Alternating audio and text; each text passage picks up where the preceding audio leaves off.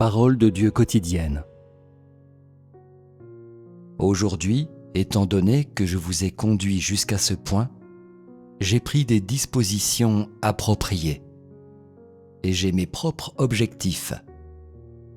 Si je devais vous les communiquer, seriez-vous véritablement capable de les connaître ? Je connais bien les pensées dans la tête de l'homme et les aspirations du cœur de l'homme. Qui n'a jamais cherché son profit personnel ? Qui n'a jamais pensé à ses propres intérêts ?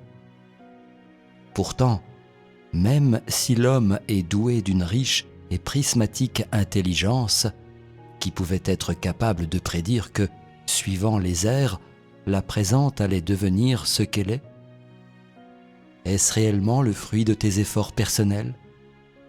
Est-ce le prix de ton infatigable entreprise ? Est-ce le beau tableau dépeint par ton esprit ?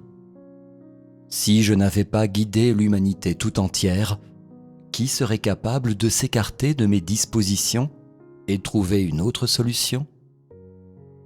Est-ce que ce sont les pensées et les espoirs de l'homme qui l'ont mené aujourd'hui jusqu'à ce niveau ? Il y en a beaucoup qui passent toute une vie sans voir leurs espoirs se réaliser. Est-ce vraiment parce que leur façon de penser n'est pas adaptée ? La vie de beaucoup de gens est faite de bonheur et de satisfaction inattendues. Est-ce vraiment parce qu'ils espèrent trop peu ? Qui de l'humanité tout entière ne bénéficie pas d'une attention de la part du Tout-Puissant ? Qui ne vit pas sous la prédestination du Tout-Puissant ? Lequel d'entre vous, dont la naissance et la mort sont le fait de ses propres choix ? L'homme a-t-il le contrôle de son propre destin ? Beaucoup de gens désirent la mort, mais elle fuira loin d'eux. Plusieurs veulent être forts dans la vie et redoutent la mort. Pourtant, à leur insu, le jour de leur mort se rapproche, les plongeant dans l'abîme de la mort.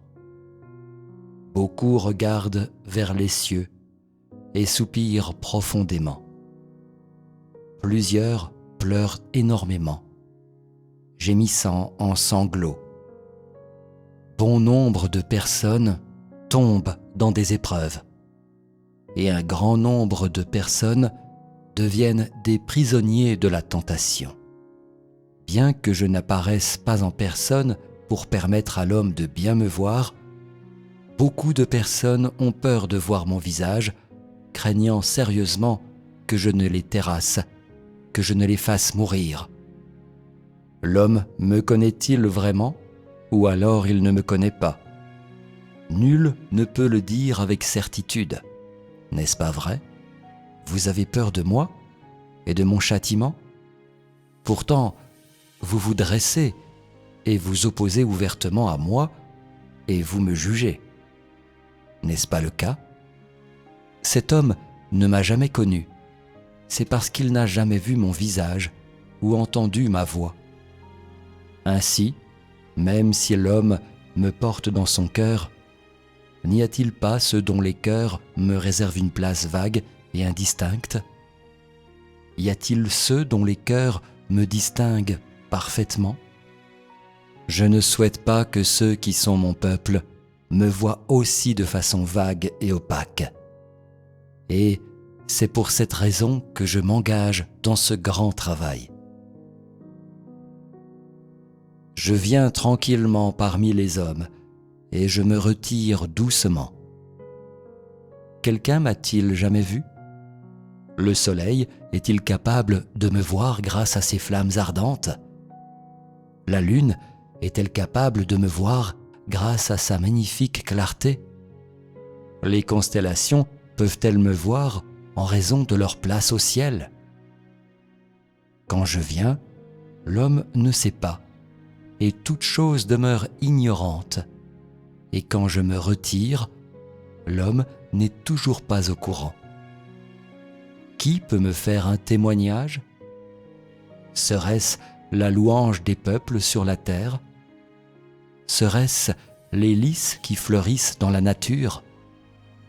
Serait-ce les oiseaux qui volent dans le ciel? Serait-ce les lions qui rugissent dans les montagnes? Personne ne peut entièrement témoigner de moi. Personne ne peut faire le travail que je vais faire. Quand bien même il le ferait, quel en serait l'effet? Chaque jour, j'observe chaque action parmi les gens. Et chaque jour, je scrute les cœurs et les esprits des gens.